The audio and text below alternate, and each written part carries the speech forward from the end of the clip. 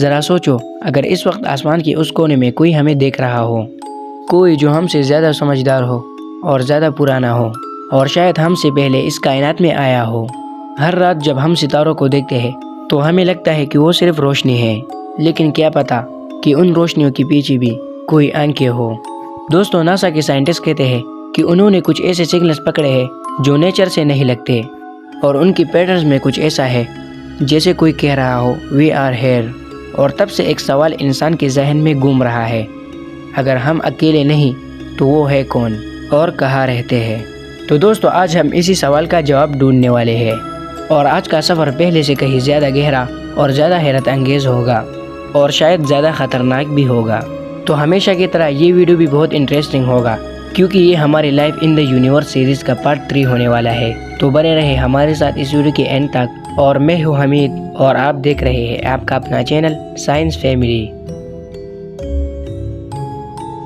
تو ویڈیو کو سٹارٹ کرنے سے پہلے ہم پارٹ 1 اور پارٹ 2 کو تھوڑا سا ڈسکس کر لیتے ہیں، تاکہ ویڈیو آپ کو اچھی طرح سے سمجھ میں آ سکے۔ اور اگر آپ نے پارٹ 1 اور پارٹ 2 نہیں دیکھا تو آپ میرے چینل میں جا کر دیکھ سکتے ہیں۔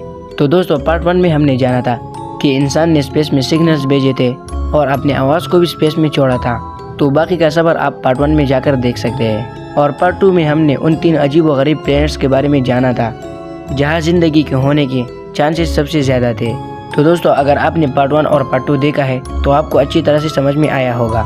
تو چلیے اب اپنے ویڈیو کی طرف چلتے ہیں بنا وقت ضائع کیے۔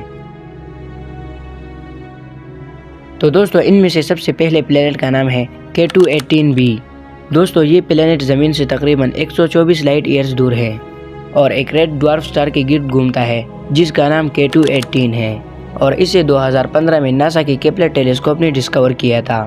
سائنٹسٹ کے لیے یہ ڈسکوری کسی جادو سے کم نہیں تھی، کیونکہ جب انہوں نے اس پلینٹ کے ایٹماسفیئر کو اسٹڈی کیا تو انہیں وہاں واٹر ویپرز یعنی پانی کی بخارات ملے، اور جہاں پانی ہے وہاں زندگی کے چانسز بھی بڑھ جاتے ہیں۔ اور K2-18 کا سائز زمین سے لگ بھگ 8 گنا بڑا ہے، اور اس کا وزن زمین سے 9 گنا زیادہ ہے، اور یہ ایک منی نیپٹون ٹائپ پلینٹ ہے۔ مطلب نہ پوری طرح سے گیس جائنٹ ہے اور نہ پوری طرح سے روکی ہے، بلکہ دونوں کا مکس ہے، اور اس کا ایٹماسفیئر ہائیڈروجن اور ہیلیم سے بھرا ہوا ہے، اور سائنٹسٹ کہتے ہیں کہ اس کے نیچے لیکوڈ واٹر اوشن ہو سکتا ہے۔ تو اب آپ ذرا سوچو، اگر تم K2-18b پر کھڑے ہو تو کیا دیکھو گے؟ آسمان پرپل اور اورنج کلر کا ہوگا، اوپر ایک چھوٹا سورج سا سٹار چمک رہا ہوگا جو زمین کے سورج سے چھوٹا ہے لیکن قریب ہے، اور ہوا میں نمی ہوگی اور آس پاس مسٹ جیسی حالات۔ شاید تمہارے ارد گرد ایک گہرا سمندر بھی ہو جس میں ایسے کریچرز تیر رہے ہو جو زمین پر کبھی نہیں دیکھی گئی۔ ناسا کے جیمز ویب ٹیلیسکوپ نے کچھ عرصے پہلے اس پلینٹ کے ایٹماسفیئر میں میتین اور کاربن ڈائی آکسائڈ ڈیٹیکٹ کیا، اور سب سے حیرت کی بات یہ تھی کہ DMS گیس کا بھی کچھ نشان ملا جو نارملی صرف لیونگ آرگینزمز پروڈیوس کرتے ہیں۔ لیکن اب یہ پکا نہیں کہ یہ گیس وہاں کی لائف پروڈیوس کرتی ہے، لیکن یہ ایک سٹرونگ اشارہ ضرور ہے کہ K2-18b پر بایولوجیکل ایکٹیویٹی چل رہی ہو سکتی ہے، اور سائنٹسٹ کہتے ہیں کہ وہاں کے سمندر اتنے گہرے ہو سکتے ہیں کہ ان کا پریشر ہمارے پیسیفک اوشن سے ہزاروں گنا زیادہ ہو۔ سوچو، اگر وہاں کوئی لائف ہو تو وہ ہماری طرح نہیں بلکہ مائکروسکوپک یا جیلی فش کی طرح ہو سکتی ہے، جو ڈارک اوشن کے اندر روشنی کے بنا جیتی ہو۔ تو دوستو، K2-18b ہمیں یہ سکھاتا ہے کہ زندگی صرف ہمارے جیسا پلینٹ پر نہیں ہوتی، اور کائنات میں لائف الگ روپ لے سکتی ہے۔ تو اب ہم چلتے ہیں دوسری پلینٹ کی طرف جس کا نام ہے TOL-700d۔ دوستو، یہ پلینٹ زمین سے 101 لائٹ ایئرز دور ہے اور ایک چھوٹے سے ریڈ ڈوارف سٹار کے گرد گھومتا ہے جس کا نام ہے TOL-700۔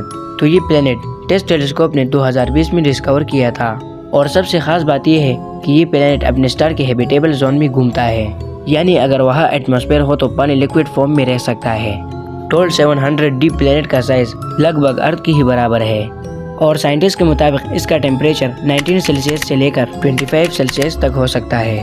اب ذرا سوچو، اگر ہم TOL-700d کے سرفیس پر کھڑے ہو تو آسمان میں ہمیں سرخ لال سورج نظر آئے گا جو ہمارے سورج سے چھوٹا لیکن زیادہ سٹیبل ہے، لیکن اس کا دن بہت لمبا ہوگا، شاید 30 سے 40 دن کا، کیونکہ یہ پلینٹ ٹیڈلی لاک ہے، یعنی ایک سائڈ پر ہمیشہ دن اور دوسری سائڈ پر ہمیشہ رات ہوتا ہے۔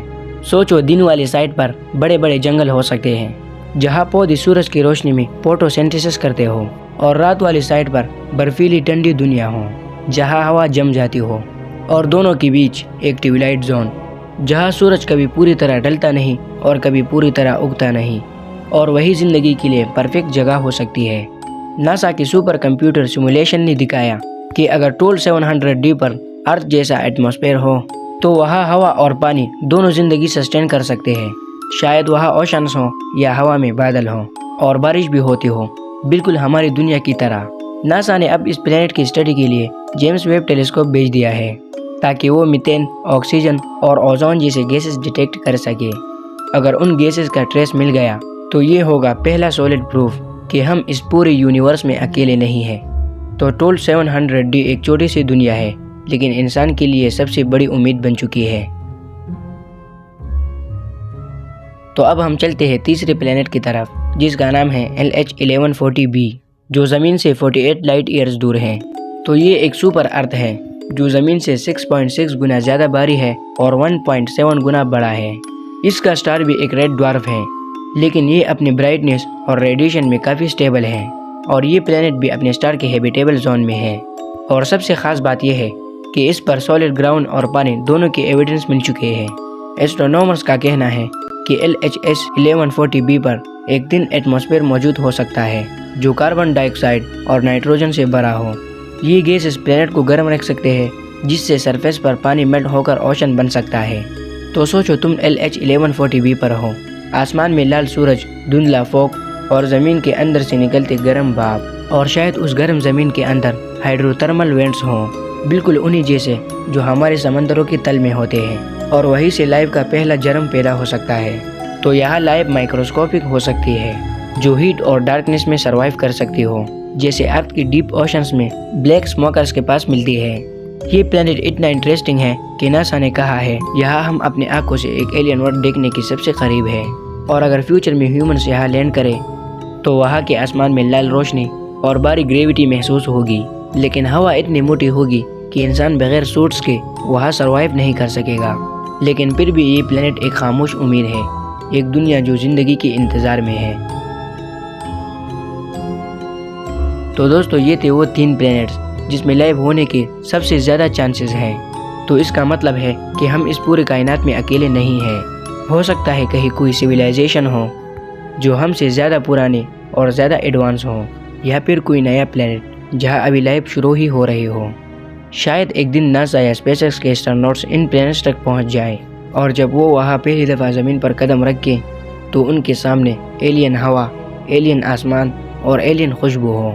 تو اس دن انسان سمجھے گا کہ کائنات صرف دیکھنے کے لیے نہیں بلکہ سمجھنے کے لیے بنی ہے۔ دوستو آپ کو life in the universe series کا پارٹ 3 کیسے لگا کمنٹ میں ضرور بتانا، اور اگر آپ کو میرا یہ ویڈیو پسند آیا تو چینل کو لائک سبسکرائب کر کے بیل آئیکن کو دبا دیجیے تاکہ ہمارے ہر نئی ویڈیو آپ کو سب سے پہلے ملے۔ شکریہ۔